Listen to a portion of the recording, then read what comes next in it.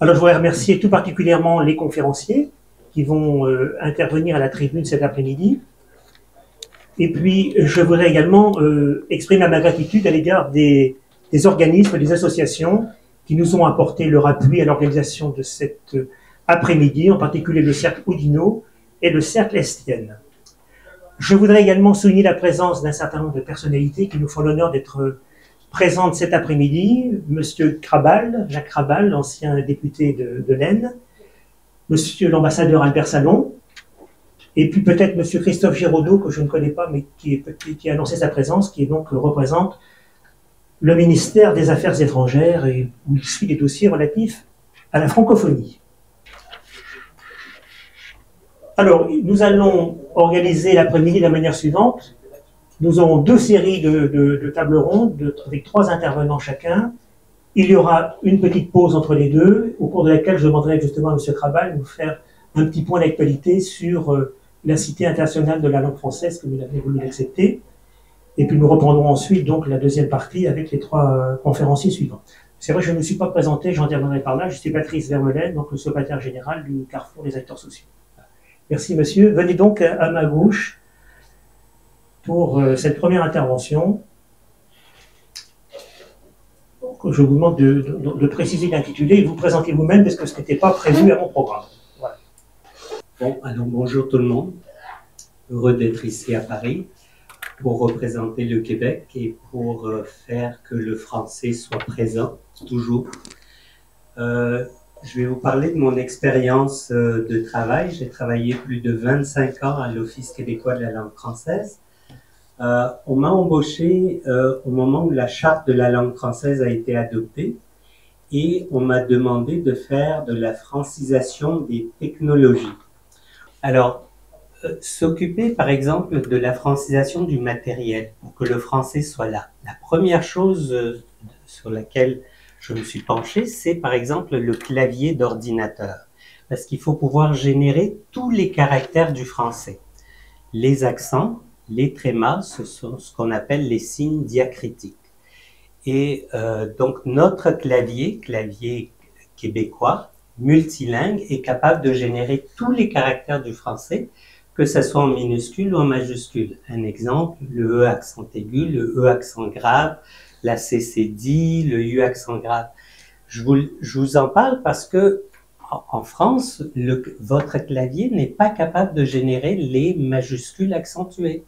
Et nous, on met les accents sur les majuscules. Pourquoi? Parce que si on n'en met pas, le sens change. Exemple, un policier vole et tue. Si on met les accents, ça fait voler et tuer. Est-ce que vous aimez le mets ou le maïs? En mettant le signe diacritique, ça change le sens. Donc, ne pas mettre l'accent, c'est une faute d'orthographe. C'est la raison pour laquelle on s'est penché d'abord là-dessus. On a fait aussi beaucoup de francisation des logiciels. On s'est adressé à Microsoft, on s'est adressé à IBM à l'époque, qui était très présent au début de la francisation des technologies. On a discuté avec Apple et maintenant au Québec, les logiciels sont adaptés pour le Québec. Exemple, le format de date au Québec, c'est année-mois-jour en format court, alors qu'en France, par exemple, c'est jour-mois-année. Notre séparateur des milliers, c'est un espace 1C4 et le séparateur des décimaux, c'est la virgule. Donc, en discutant avec Microsoft et d'autres concepteurs de logiciels, on leur a dit, voici nos formats régionaux et appliquez-les pour que les données soient automatiquement bien formatées. Et ça n'empêche pas l'interopérabilité des données, de sorte que si je vous envoie mes données en France ou en Allemagne ou ailleurs, automatiquement les données sont bien traduites et présentées comme il faut. Alors, on s'est aussi inquiété, par exemple, quand les téléphones cellulaires sont arrivés, quand on envoyait des textos, les serveurs des grandes entreprises de télécommunications, en tout cas au Canada, empêcher que les accents passent. Alors, j'ai eu un problème avec ma femme parce que quand je lui envoyais des textos, je mettais mes accents et il ne passait pas, il ne recevait pas mes messages.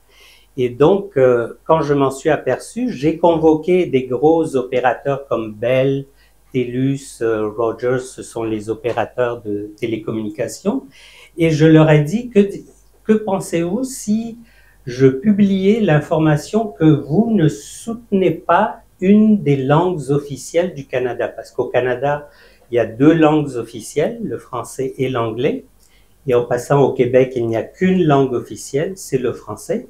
Et donc, ils ont modifié leur serveur pour que les accents passent. Pourquoi je vous donne ces exemples? C'est pour vous dire que il faut toujours lutter.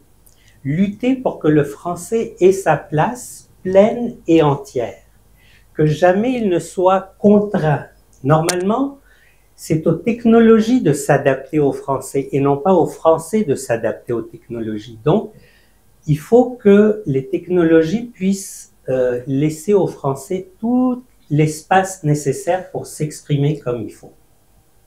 Et donc, on a aussi travaillé sur la terminologie et on a publié de la terminologie dans beaucoup de domaines, médical, le domaine minier, le domaine des finances, et Gérard vous parlera d'intelligence artificielle. Et donc, on a publié vraiment beaucoup de choses et on continue à travailler là-dessus. Donc, moi, ce que je vous dis, c'est dès que vous utilisez les technologies, parce que la technologie est de plus en plus prend de la place et on ne peut plus s'en passer, dès que vous voyez de l'anglais ou une autre langue et que vous ne pouvez pas exprimer le français comme il faut, agissez, posez des questions, recherchez, parlez aux concepteurs, plaignez-vous. Se plaindre, c'est une bonne chose parce que les entreprises veulent s'ajuster et corriger quand il y a des plaintes. Alors, mon message, c'est plaignez-vous si votre français ne passe pas dans les technologies. Merci. Azim. Merci.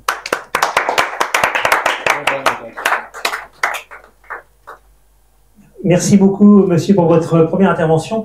C'est pas fréquent qu'on fasse des réunions autour de la francophonie qui commencent par évoquer le français des affaires et le français des technologies. Et je trouve ça très bien, parce qu'on sort de zones de confort aux zones d'inconfort d'ailleurs, parce que le français ne survivra et ne se développera que s'il est effectivement aussi une langue de la technologie et une langue des affaires.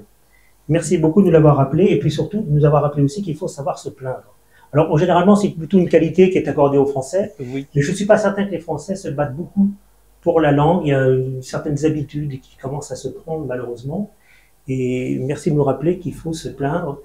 Le vieux dicton français dit le bébé qui ne crie pas ne tète pas. Alors, on va l'appliquer pour la défense de la langue.